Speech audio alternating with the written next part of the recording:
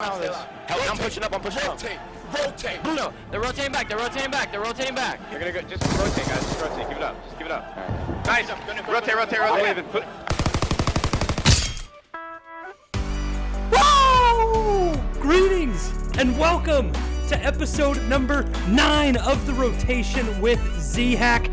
And baby, the Stage 2 Major is here. $500,000 on the line, the best of the best, creme de la creme, competing in the Call of Duty League. And let me tell you, I got my blonde espresso and I'm taking it straight this morning. This is just black espresso. I got in a 3.1 mile run, woke up at 6 in the morning because it's major time and I'm hyped, baby. We got a lot of Call of Duty to talk about on the Rotation with Zhack this morning. So I'm gonna go through the normal spiel. Remember, find us on Spotify, Apple Podcasts, YouTube, and Twitter at Zhack16. But other than that, I'm not wasting any time. We got too many topics to cover, and to follow the TikTok trend, I'll say, she.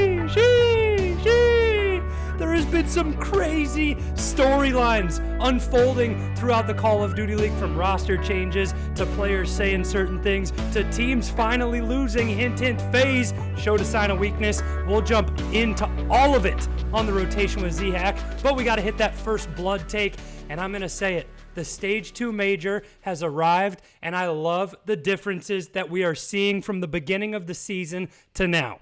You look all the way back to the Kickoff Classic, through Stage 1, through the Stage 1 Major. It's a completely different setting from now. What I mean by that is at the beginning of it all, wow, Linkin Park, at the beginning of it all, in the end, it doesn't even matter.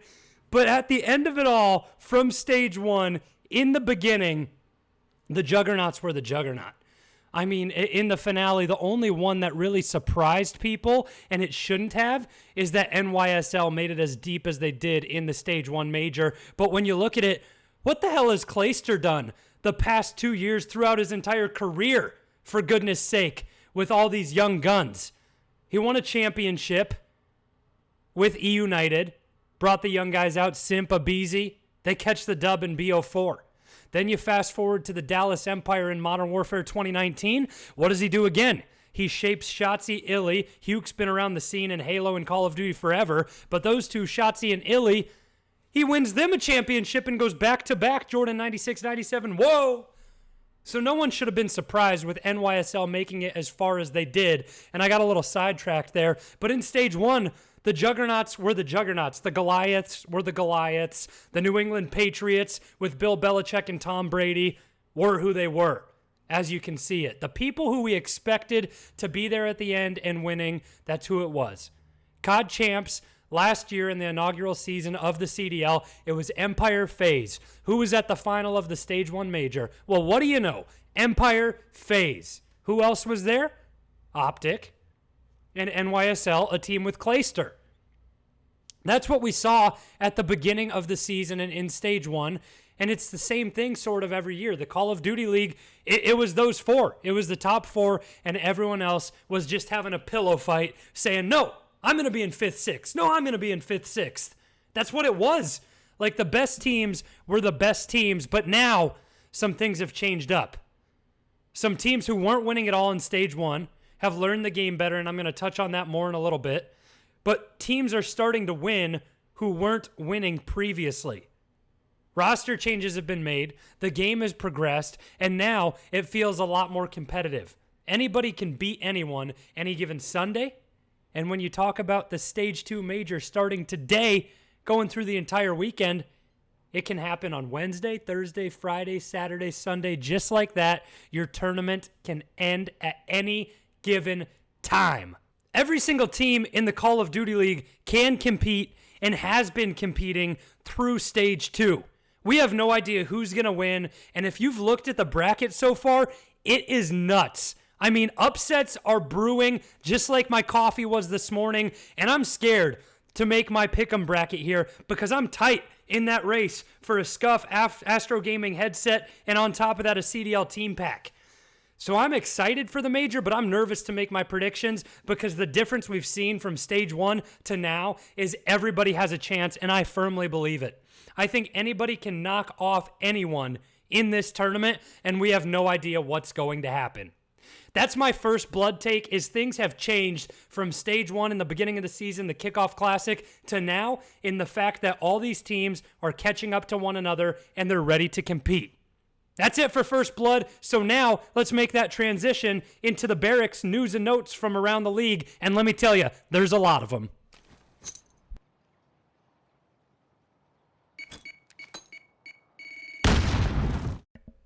Holy hell. The LA Thieves. I mean, that's the first thing that we're jumping into when it comes regarding the Barracks news and notes from around the league. If you haven't seen it from the perspective of Muddog, JCap, or the LA Thieves Twitter page in general, they're making big moves. The lineup now is TJ, Venom, Kenny, and Draza.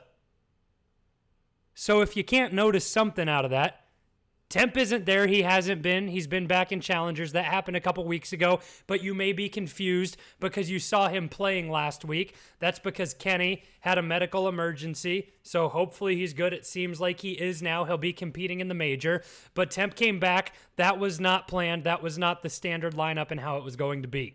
So one of these things is not like the other. Ding, ding, ding. You saw it.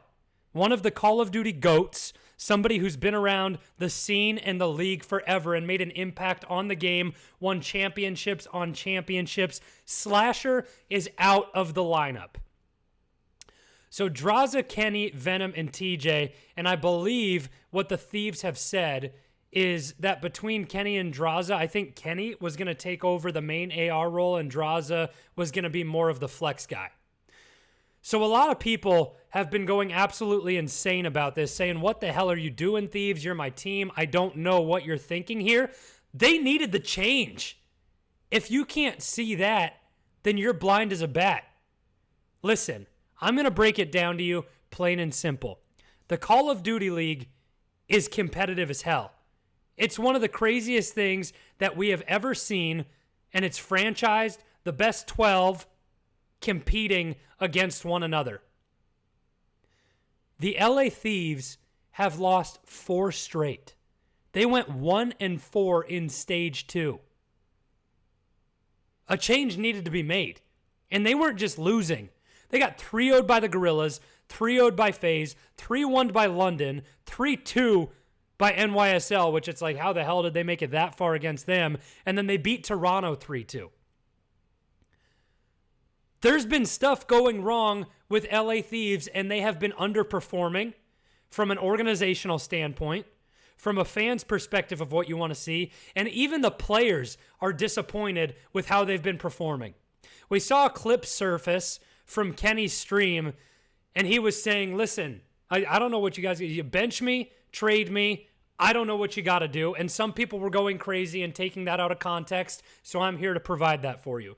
Basically, what Kenny was saying was, look, we're not clicking, we're not gelling, we're obviously not winning and performing how we should be. Like, I want to win. I want this organization to win. If something needs to happen, if it's me, then let it be me.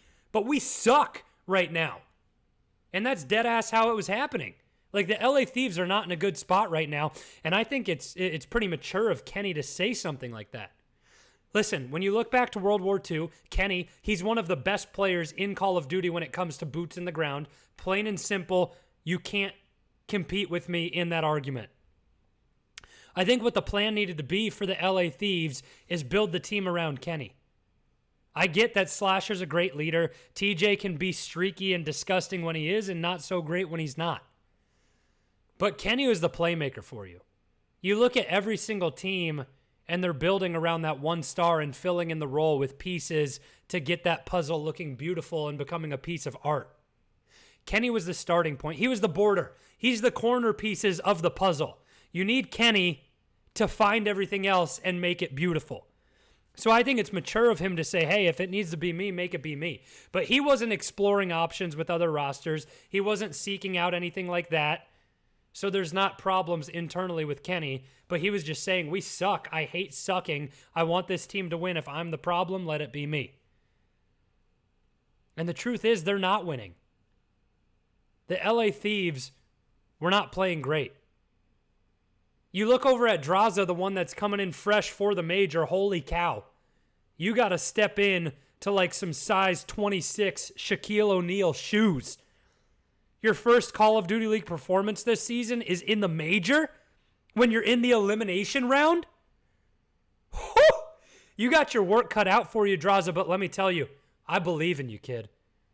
I saw you back in Modern Warfare, and your name backwards, Hazard. You were a hazard to a lot of teams on the map, young man. Draza was nice in Modern Warfare. He's been making plays in the challenger scene, and I think he has a lot of potential. It's pretty special what the kid can do and how much young talent in the Call of Duty League has progressed and become a mainstay.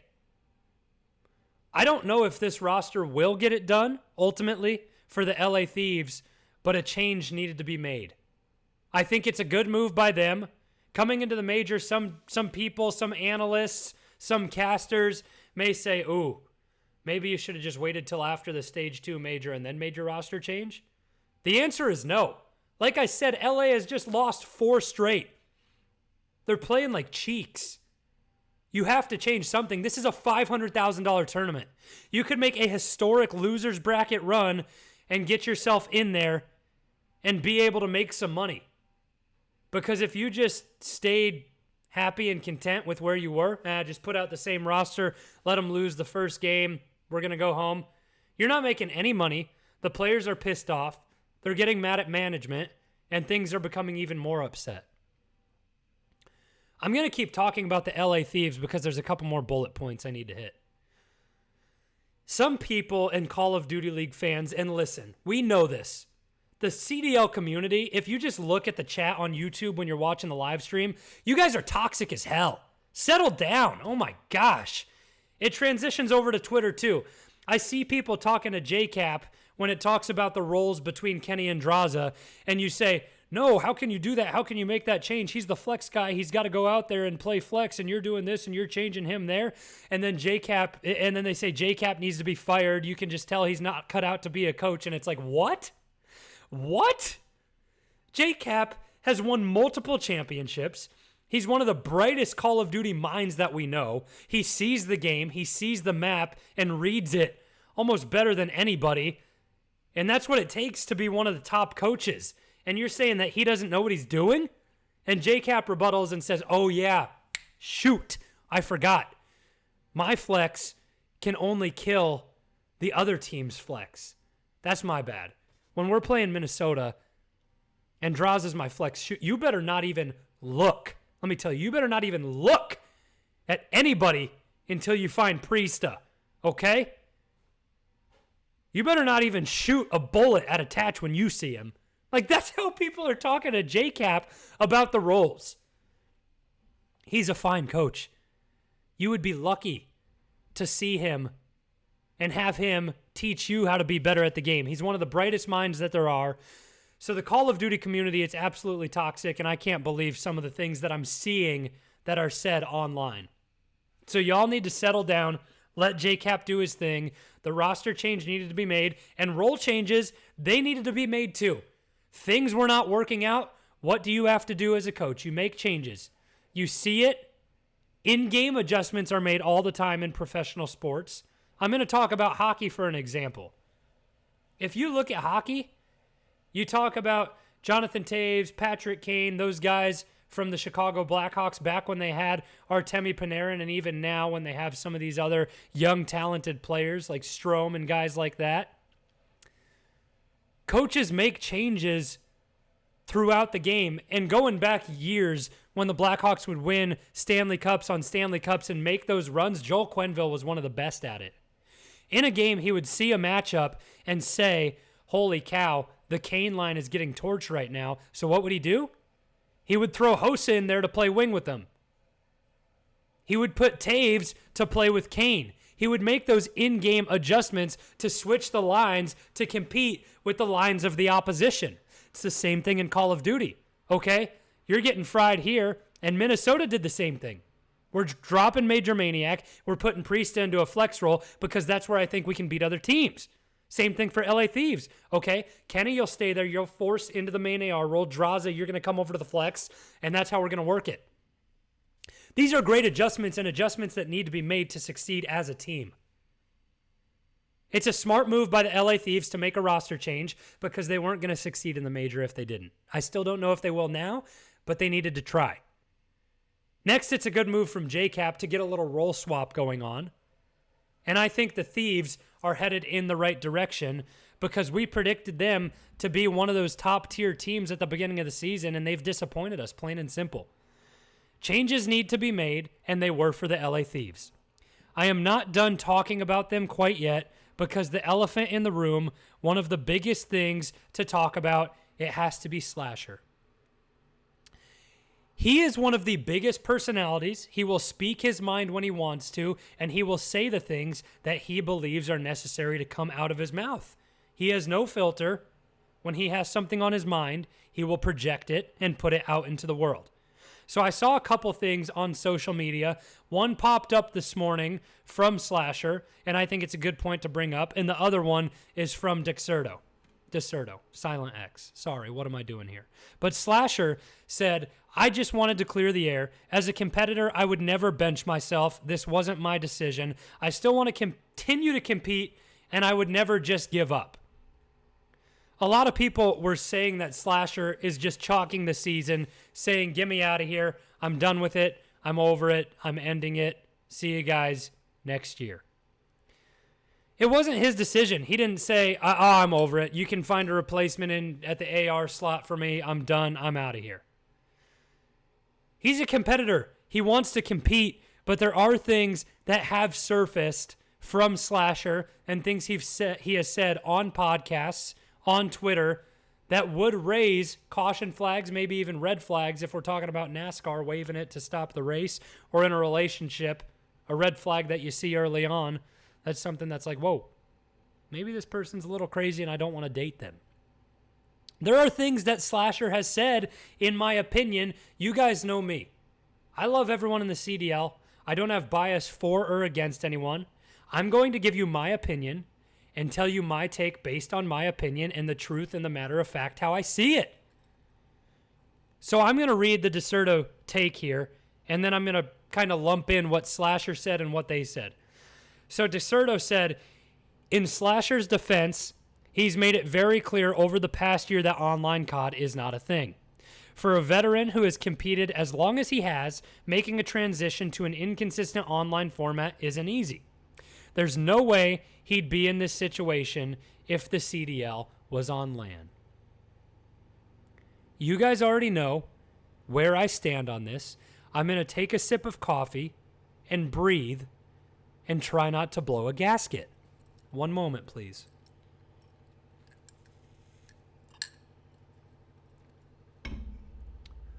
I don't think it worked. Everybody is dealing with the same situation. I don't care that Call of Duty and the league is online right now. That is not a viable excuse to me. Everybody is in the same situation. Listen, plain and simple, a pandemic happened. As Americans, we couldn't be responsible and just sit inside and suck it up for a month. The rest of the world, they're having fun. New Zealand's having concerts. Japan's having events. Guess what we're doing? We're trying, but stuff's still going bad. Now that we can all get vaccinated and we're going to be there, maybe we'll have a shot at LAN. But plain and simple, there was a pandemic. We're not going to have a LAN event when there's lives on the line in the world. We are blessed. We're a video game. It started online. I get it. Competitive integrity can be changed because on LAN, there's no excuses. You're having the same response time, no lag, no server issues. Everyone's here. We're in the now. It's together. But the game can be played online, and it is played online. Instead of canceling the season, we found an alternative. What would you rather do? Would you rather not compete? Or would you rather compete in this format where everyone else is dealing with the same thing? LAN was not feasible. It's not possible. Get over it. Online Call of Duty is where we were. All these teams and organizations have millions of dollars. You've moved to Texas. You've gotten a facility where you get fiber internet. You compete together. Pretty much everyone is in Texas, and you're on the same server, same host. You're playing on the same ping. The things are sort of going the same. I understand that there's variables that come up with getting hit offline. Players can still lag out. It's not perfect, but guess what? Circumstantially, you're dealing with the same thing. The online excuse, it's not good enough for me. The guy next door to you is dealing with the same thing. OpTic, Minnesota, London, New York, FaZe, LA, LA Part 2. We're all dealing with the same online league. That is not an excuse for me.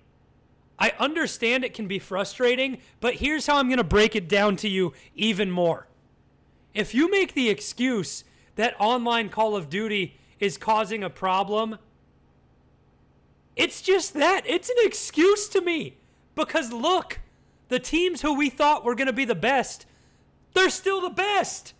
FaZe, Dallas, OpTic, and the New York Subliners, with that roster and Clayster being so good at forming young talent, they were the ones that we thought were going to be great. And guess who's great?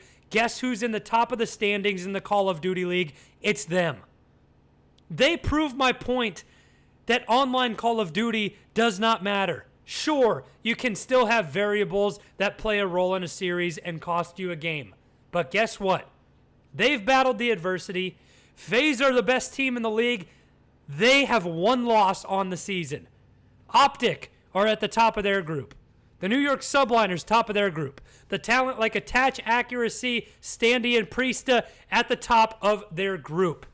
Online is not an excuse. The best players in the league and the best teams who we predicted would be there, they are there at the top of the standings. It's not an excuse. Deal with it. I'm not pissed off at Slasher, though, because guess what? He's not the problem, in my opinion. I understand he's upset about the league being online. Slasher, I'm not giving you the out there. Online Call of Duty, that's not the excuse. Everyone's dealing with the same thing. But you, my friend, are not the problem. Slasher is a great leader. He makes pivotal plays on the map, the only one with a positive KD on the Thieves. He has been slaying out on the year, 1.02. He has a 1.03 in hardpoint. He has a .94 in SND. And then I think he has a 1.02 when it comes to control. He is not the problem. Okay? But a role change needed to be made, and I guess he's the one who was taken. I think it may have been an internal challenge that forced this particular decision to be made in the LA Thieves organization. Slasher, he's a great player. I don't know if he was the challenge, if he was the problem for the LA Thieves, but he's the one that got benched. So he's gone down and Temp's gone down. Okay? But he is one of the most iconic players in the Call of Duty League. He's won multiple championships. He's been at the top of the game, looking down at everybody else, saying, yeah, I'm the best. He will bounce back, and he will be here. Now, when it comes to this topic of him competing in the challenger scene, I don't know if he will. I don't know if Slasher wants to go through the headaches of finding a team with young kids or other pros who have dropped down into the challenger scene. The headache of getting these guys to be motivated, compete for a lot less of a prize, a lot less incentive in the challenger scene, and drive and scrim every day and play eights. Like, I think he'll still play eights with pros and compete in that side of the competitive scene, but I don't know if he's going to want to play in the challenger scene. So I will be interested to see what Slasher does. I think it may be until next year when we see the guy, which sucks because he's a talent that everyone loves to watch. He's one of the best in the game, in my opinion. I don't think he was the problem unless it was something internal, and we may have lost him in the CDL for the rest of the year. But I've said it really quick time and time again. You can go back to previous episodes of the rotation, but if the league expands to 16 teams, and I think it will next year, you're going to see all these guys back. Temp, Havoc, Slasher, Saints, Methods, they're all going to be back in the league, along with a plethora of young talent. With that being said, it transitions me into the next segment as we get off of talking about the LA Thieves. And this one, shout out to Zuma and Zinni. You guys have been popping off on the flank there recently. Love listening to the show. Love to chat with you guys sometimes as well about the Call of Duty League and your opinion. But a topic popped up in their show, and I think Zinni made a statement. Holy hell. Did Methods make a statement? Methods basically said, listen, out of all these kids in the challenger scene, all these former pros, no doubt in my mind, I am the best AR.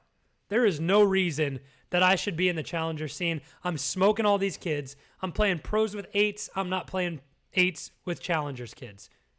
8s with pros, not 8s with challengers kids. I'm the best AR in that scene. And Methods firmly believes this.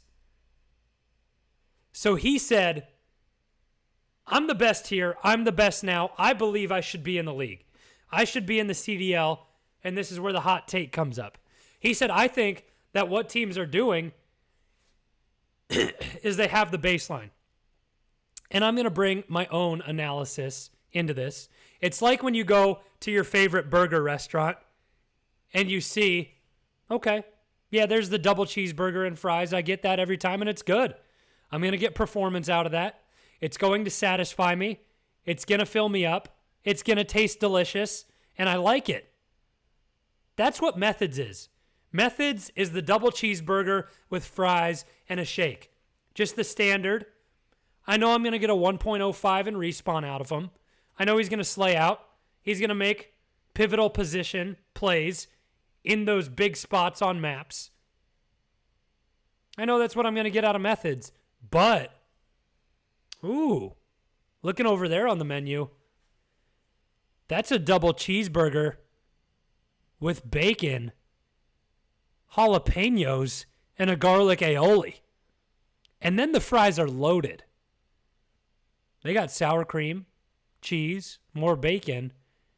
And then if I look at that shake there, that's not just a vanilla shake. That's a swirl. That's chocolate and vanilla. I don't know. That could be better. There could be a chance that I've never ordered that before, and that could be better. That's what challengers kids are, and that's what the Call of Duty League organization's like. They know what they're going to get out of Methods, but they say, man, something could be better. If I take a shot on a challengers kid, I could get a simp. I could get a double bacon cheeseburger with jalapenos, a garlic aioli, a swirl shake, and loaded fries. So I'm going to take a shot there. That's what teams have been doing in the Call of Duty League. They have been overlooking pros who have formerly competed and shown success, and they're going for the young talent. Is it the right decision to make? I don't know. It's one that's making former pros a little bit upset, and it's raising questions to everybody. Once we expand to 16 teams, you'll see the former pros come back. I believe that firmly.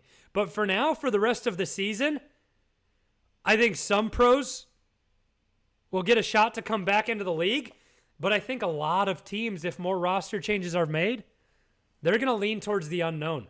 They're going to lean towards that double bacon cheeseburger with the garlic aioli, bacon, and jalapenos and try and get that pro. They're weighing out the cost and benefit and the potential of this could hit. This one, I know it's going to be here at the baseline. That's what teams are doing. They're doing it for the rest of the season.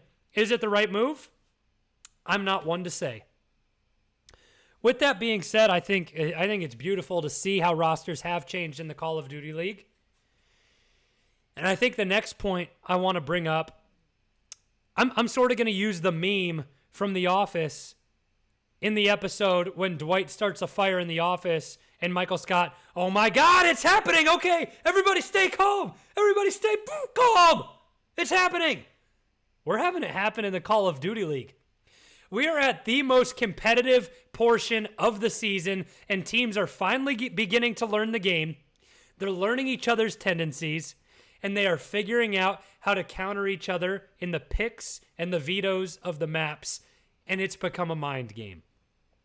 It's happening, and teams are learning how to beat each other before they even step on the map, and I love it. The vetoes are huge, plain and simple. Some teams are finally figuring out, holy cow, this team has fried on this map for the entirety of the season. I don't want to play them there. They're so good at checkmate when it comes to S&D. Let's have a go on Express. Excuse me. So teams are finally figuring out how to win the mind game against one of another. And it's huge.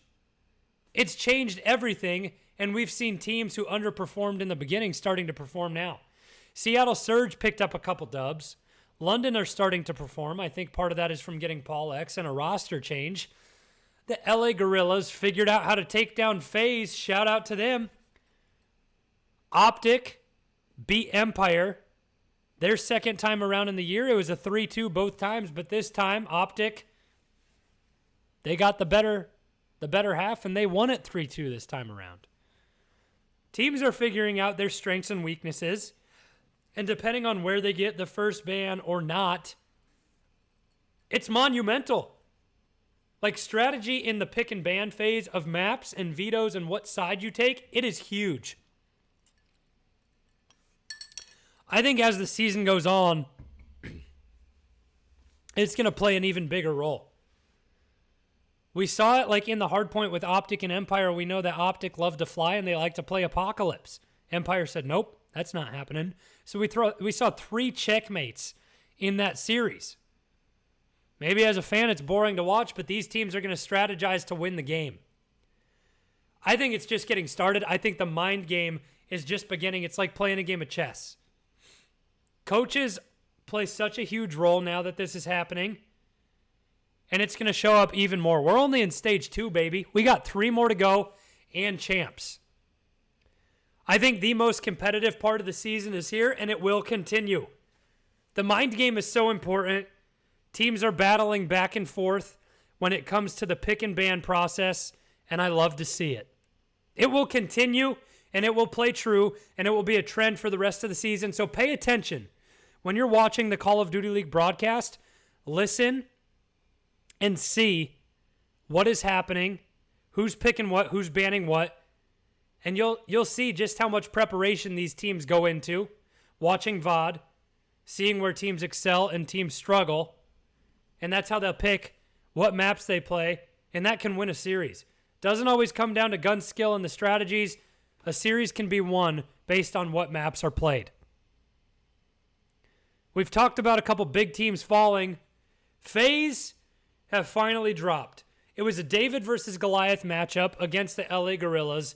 It was a hell of a series, and it came down, what do you know, S&D wins championships. I'll say it time and time again, and it's happened again. This was a fun series to watch. It went the distance 3-2, and the Express S&D, it played to be the X factor in the series for the Gorillas. They went the distance against the Atlanta FaZe, and I mean, they just looked better in the S&D. They absolutely smoked FaZe on Express. Like, it was just, they would run out, get a first blood, and then after that, you blink your eyes, and then Arcides is on a 1v3 every time. Like, that's what you see, and that's how it ended, and that's how LAG were able to win. I literally jinxed the Atlanta FaZe. That day before they played the match, I said FaZe are the best in the game. They're not losing. They're going to go straight through, stay undefeated, win the Stage 2 major, and then what do you know? Bam, break it down map by map. LAG, they just win the searches. They 6-2 FaZe and 6-0 FaZe on the S&Ds. All it comes down to is stealing a respawn. To break it down, FaZe took the first HP 250, 176. Then it was that 6-2 Miami S&D for LAG. Then a 3-2 checkmate. Followed up by the 250 to 154 upset win on Apocalypse. And LAG, they look good there on that hard point. Then they got into their bread and butter. The Express S&D, it was a 6-0. Let me tell you the storyline. The guy who runs out for FaZe gets the first blood all the time. Well, he was getting blooded. Abizi went 1-6. So did Celium. Arcides, like I said, left alive every time. 4-6. Just tried to make anything happen. Silly was huge. 8-1. Just going absolutely mental in that S&D. And that's the way, when you break it down, that's how LAG were going to win that series. That's how they won the series. They're a good S&D team. Vivid, Silly, Assault, Apathy, like the S&D. When I think of them, I think 4v4 and Search and Destroy. We know that's their strong suit. Those guys are one of the teams where you can beat them with the vetoes, or they're going to beat you with the vetoes. If they steal a respawn, good luck, because you have to beat them in S&D. I don't think FaZe need to be worried, though. I know we see the Juggernaut go down, but right after that loss, they bounce back and pick up a big win. They were fine. I wasn't worried about them. They looked a little flat on certain maps and in certain situations, but it's not a problem for the Atlanta FaZe. You know, Arcades, those guys take losses to heart. They feel bad. They come back out in 3-0 London. They smoke them. Don't be worried about FaZe headed into the major. So they went down. They dropped. And on the flip side, one of the biggest things to talk about, everyone was worried about them. OpTic bounced back, and OpTic bounced back in a huge way. They got their boys back, and they got rolling. They smoked Seattle 3-0, and then it was the beautiful matchup, one of the most exciting ones of Stage 2. It was the 3-2 against Dallas, and we saw highlight reel plays left, right, and center. Scumpy in the 1v1 in S&D. The big control rounds coming up. Some huge pieces in hardpoint. Like this one had everything that we needed. You love to see it. And Scump went huge. Like he played big, Dashy played big. When all these guys are clicking, that's when they're at their peak. Everyone needs to be scared of OpTic headed into the major. And the reason why is just because when they're all performing, they're a team of great individuals, but when they're just getting one individual, they're getting beaten. And they can still compete and be even close. When we saw them fall to the Florida Mutineers 3-0, they almost won that series, and they got outslayed monumentally. They got 3-0'd, outslayed huge, and still almost won that series because of how good they are with decisions they make, strategies they have on the map. Everyone needs to fear OpTic Chicago heading into the major. The way that they're looking, I mean, it was absolutely special in this series. The 3-2, go the distance. Envoy was huge, and S&D Scumpy was even better. In the respawns, Dashy went absolutely mental, a 1.35 when it comes to hardpoint, and a 1.27 in control. They look dangerous. Winning against one of the top teams, going the distance, battling the adversity, getting yourselves back. That's going to give them huge confidence going into the major, and I think it's something that OpTic are able to play off of. I'd be worried for anyone seeing OpTic going into the major, and why not talk about it? The Stage 2 major is here today, baby. We're recording it on Wednesday the 7th. We're going to get it live on Wednesday the 7th. $500,000 here, and time flies when you're having fun. We're going to go through. We're going to give my initial CDL pick'em for you. I got to pull the page up real quick. Listen, like I always say, I go back, I look at these. It's subject to change what happens. I'm in good position. I feel confident headed in to the Stage 2 major, but I may change some things from what you guys see. I'm not letting you guys see my screen yet. I'm not letting you steal my password for what I'm going to bring up here and the picks I'm going to make. So give me one moment. We're going to get here. We're going to make our picks for the bracket. But first, let's take a peek at how the standings have shaken up here. So you take a look here at how the groups settled down and finished up. Group A is beautiful. The winner's bracket is going to be nuts. The loser's bracket is going to be insane. Everyone's on a level playing field, and it's going to be fun.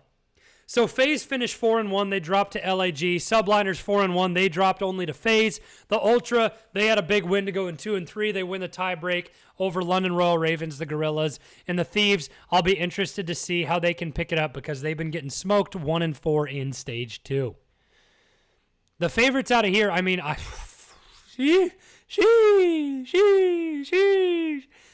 like NYSL, man. They look good. Like, those guys are special, and I've said it time and time again. This is the point for NYSL, to me, that show if Hydra is going to get a shot in the league.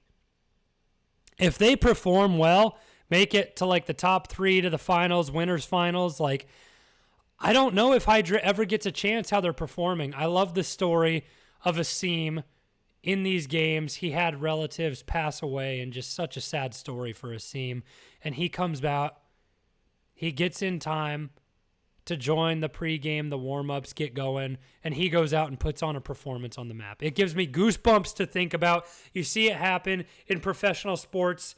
Guys, they have the same thing happen with relatives pass away, lose their lives, and they decide to play because that's what their relatives would want. They go out and they have 130 yards receiving, 2 touchdowns in the game winner.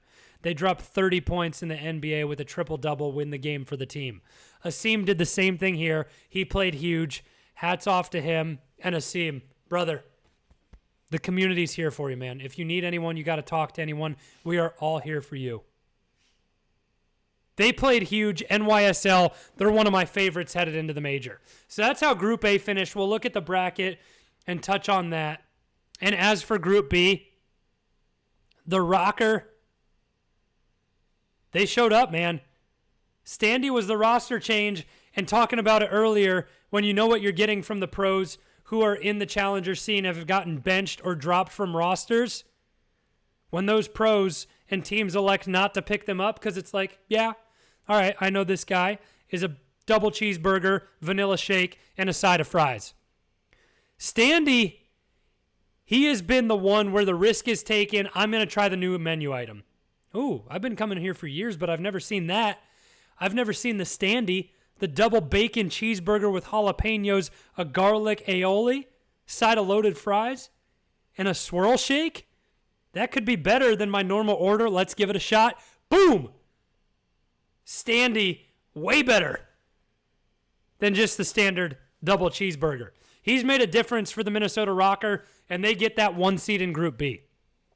Like I said, after getting fried and having a bad week, OpTic, they bounce back huge. They're one of the most dangerous teams in the league in this major, in my opinion.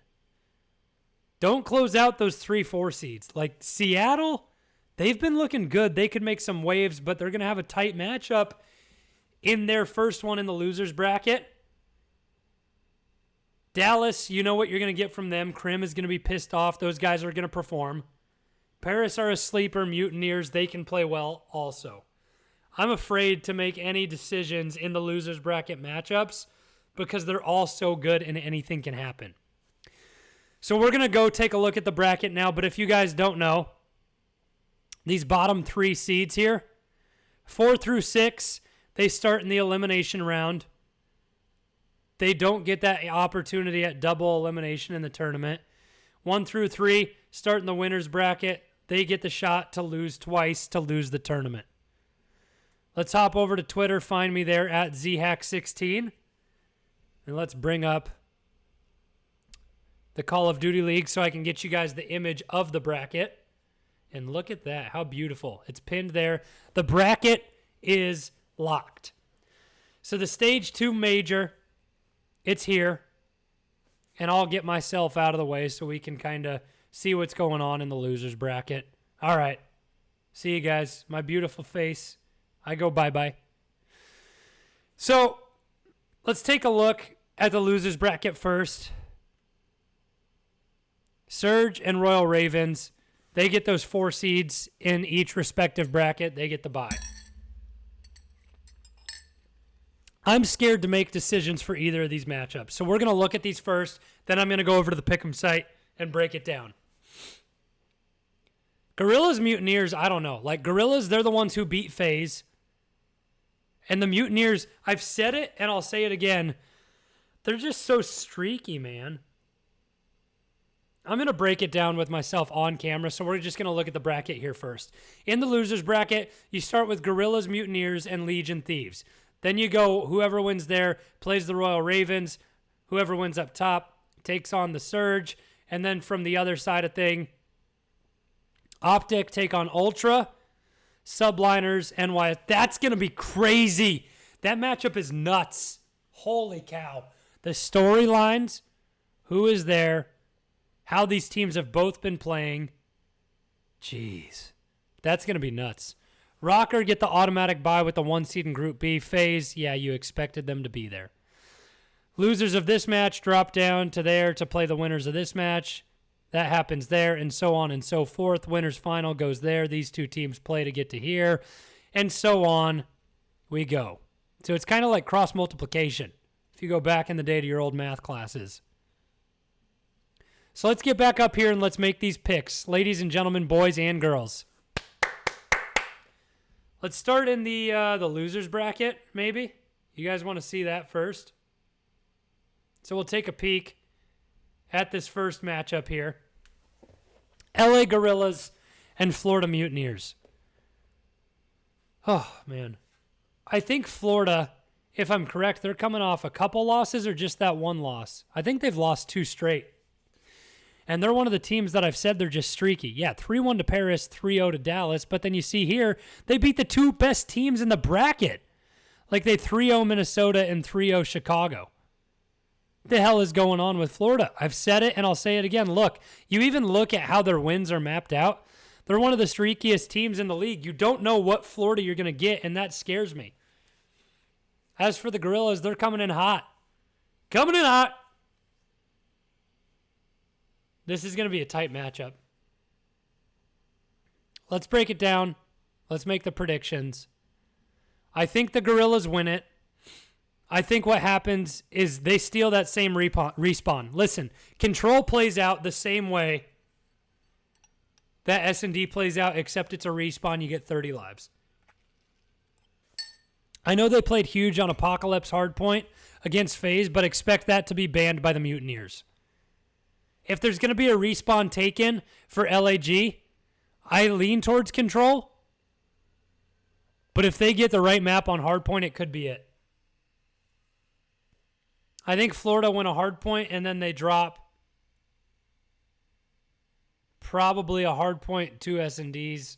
So this one could go the distance, or it could be a Control Hardpoint S&D win in maps 2, 3, and 4. For the Gorillas.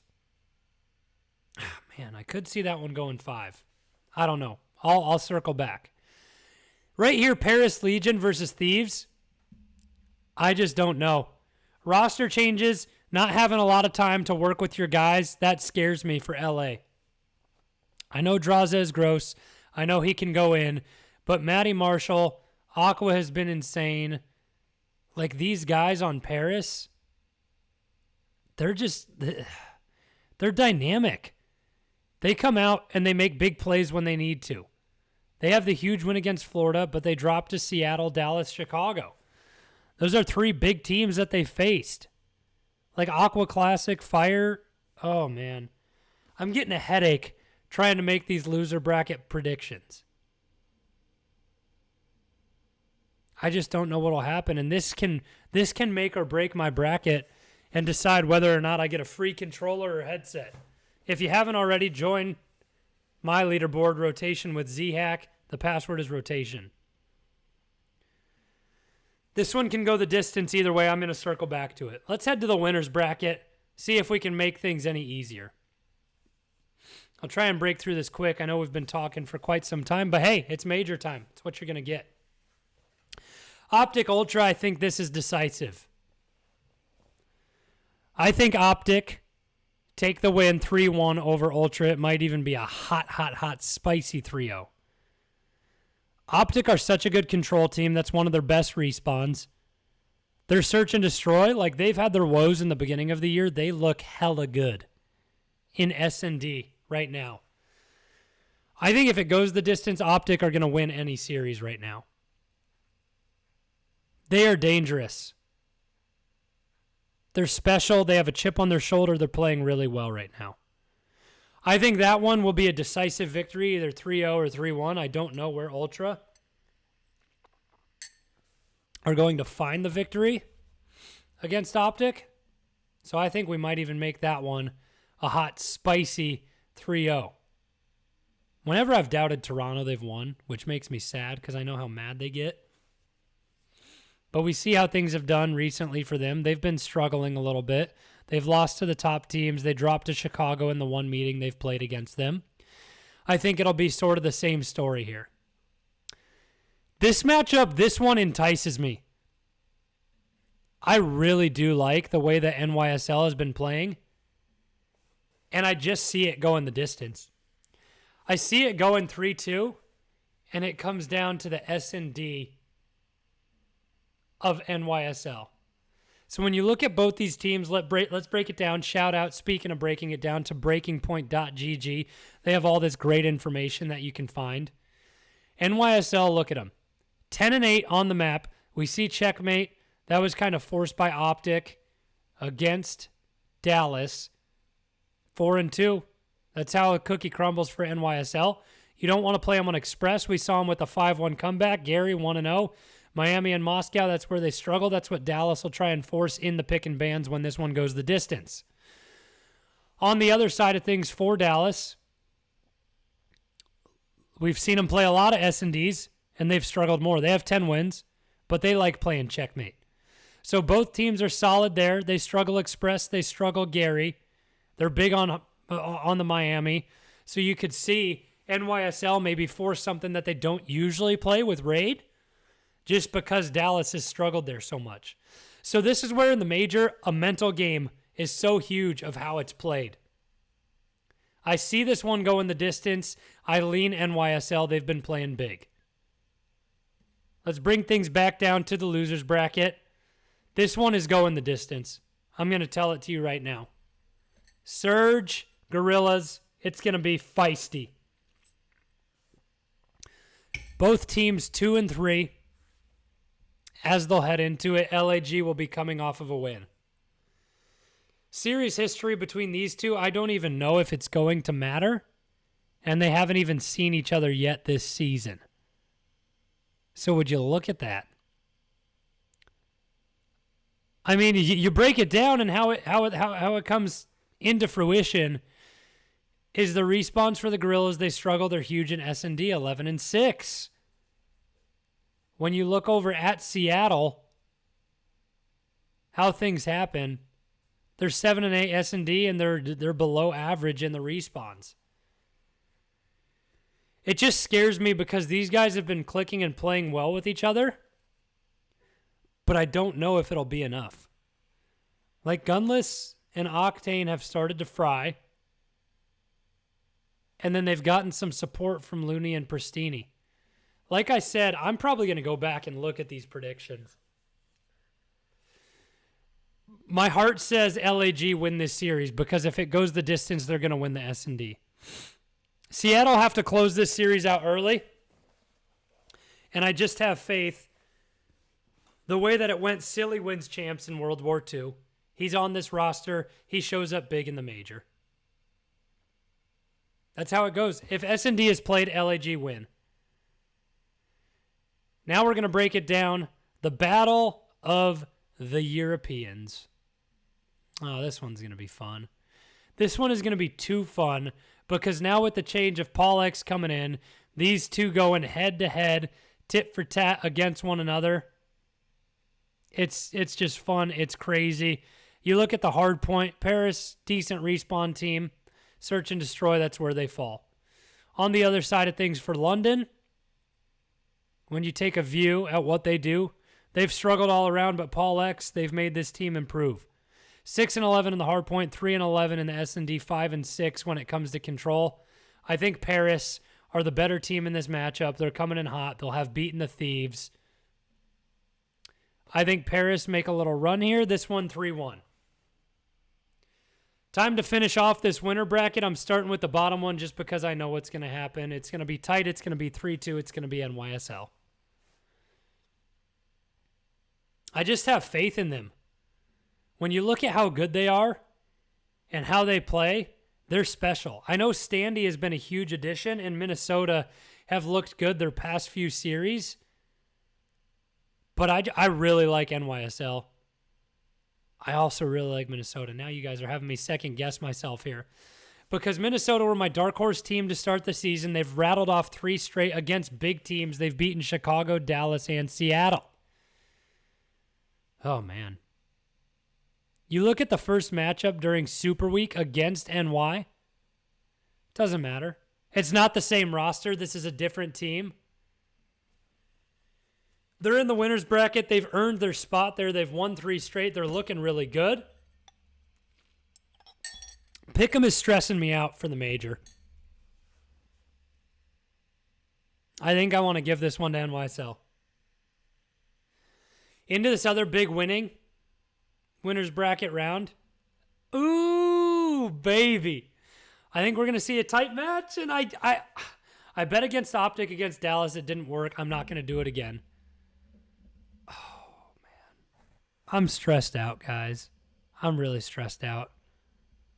I don't know what's going to happen. I feel like OpTic are streaky right now. Listen, it comes down to Scump and how he's playing, and he's vibing.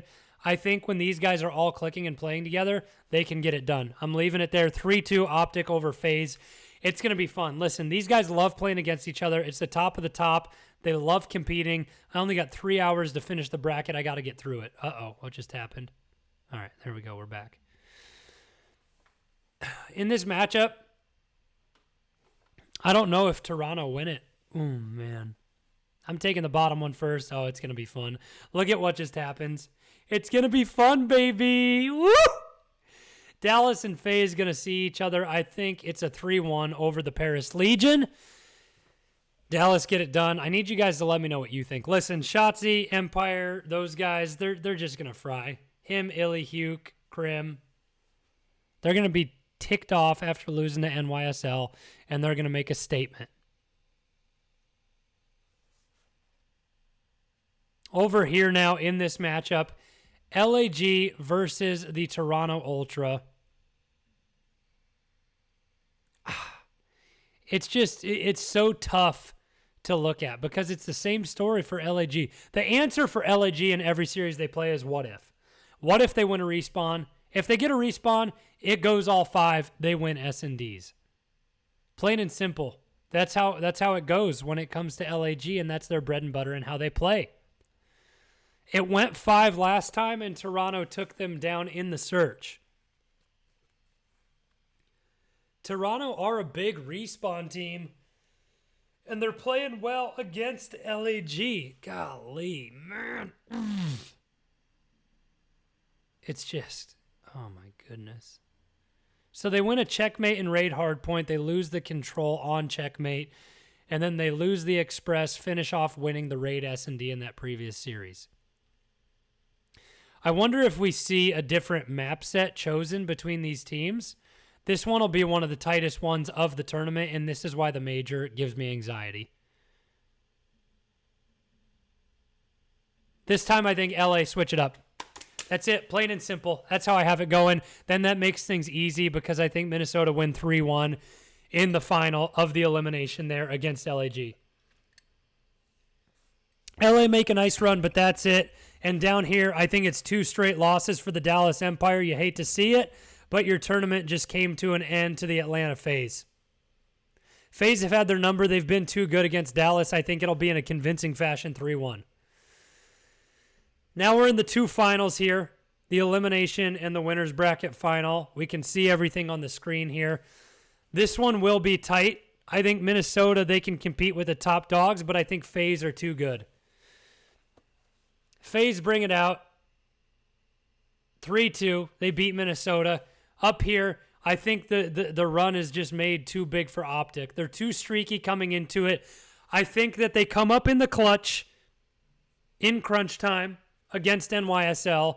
It's a tight matchup. It's going to be beautiful. It will be magical. I am going to be shaking. My heart's going to be pounding out of my chest. My palms are going to be sweating. But OpTic win. They take the victory, and I think they beat NYSL 3-2. This matchup right here, it's going to be coaching, and it's going to be a head game. It will turn out to be decisive in the vetoes and the maps chosen, and then if all 4 players can perform on OpTic. Then we head down to the losers bracket final. NYSL have not had FaZe numbers so far this season. They've lost big matches and they haven't performed when they needed to. I think FaZe will perform when it comes crunch time. I think it's another tight series, but I think FaZe win at 3-2. I think they clean up their search and destroy and they make things happen. Their search and destroy is what let them down against LAG in their one loss. I guarantee that's what they focus on. I think they maybe bring in guys like Tupac to scrim against them for S&D, and they clean it up headed into the major here. The last prediction I have of the weekend, the major final.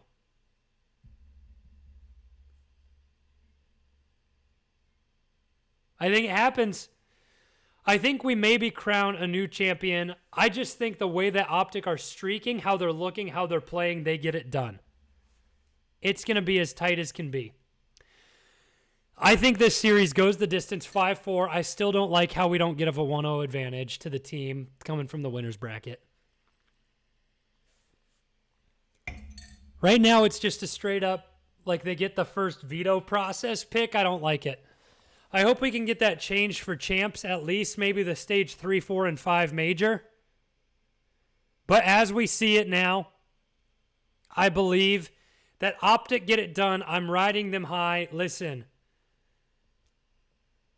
they've just been incredible. They have been extremely special to watch. The top 4 finishers will be Minnesota, NYSL, OpTic, and FaZe. I think that's a good spot to be in. I think OpTic, they found their adversity. That's what this team needs to perform. We saw it when they won champs against Envy back in IW. Excuse me. I might play some IW today, man. Ooh, I missed that game. I miss jetpacks. But these guys, when they get adversity, they handle it well, and that's when they're their best. I think losing those 2 straight matches in stage 2, the fans got pissed off. They got pissed off. And now they're showing up as a cohesive unit. I think OpTic get it done, and they win the Stage 2 major. I may go back and look at a couple of these, but that is how I'm picking Stage 2 major. Listen, I'm going to show you how easy it is, and I need you guys to come along with me here. I'm going to look at all these here so I can have these. I need to take a picture just in case I leave the page. Got to take a picture of everything that goes on here. Boom. Boom. Boom. Okay, we got it. But what I need you guys to do, hop in here. Uh-oh. I think I just left the page, lost everything. Hop into the leaderboard. I got a chance here, folks. The Rotation with Zhack. Type it in. Join my leaderboard. The Rotation with Zhack. The password is rotation with a capital R. Okay? Do it. Join us. Join our fun little league here. Sticks came in late, okay? Don't get mad at him. And that's how we got to do it. Join my leaderboard. Let's have some fun, and we're excited for it. Now, after making the predictions, getting through the major, it is time for the final segment of the week. Everybody's favorite, headed in to the Stage 2 major. I'm so excited for it. We're going to see a lot of action. And as we come into the Stage 2 major, we have to know who is the best in the game. Give it to me, Scumpy.